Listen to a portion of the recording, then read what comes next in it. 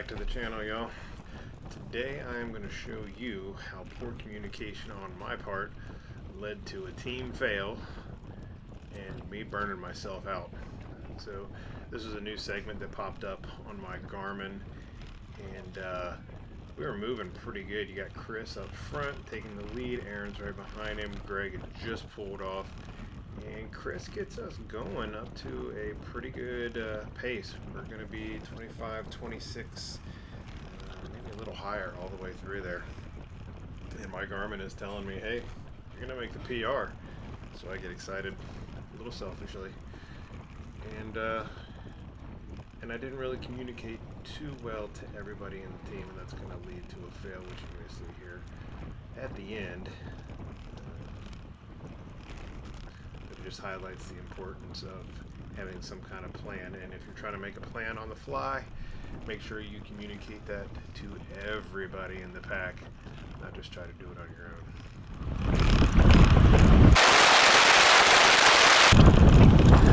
Alright, so Chris had kept us going along here at 26 miles an hour for a bit. He pulls off and Aaron takes the lead. Aaron picks up the pace for a second, but then he's going to start to come off of that pace here in just a little bit. And I see him dropping down. 27, 26, it's going to fall further. And I get impatient, and that's on me. So I tell him, hey, keep up the pace. I tried to communicate. 26, Eric. Take it above 26. We're going for a PR.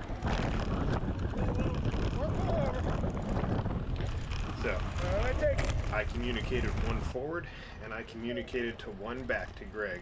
But what I didn't do was tell Chris in the very back what we were trying to do. So I'm going to kick this up, and I'm going to put some power down, and I'm going to get my speed up, and I'm going to drag this pack with me so that we can really get going and get this PR.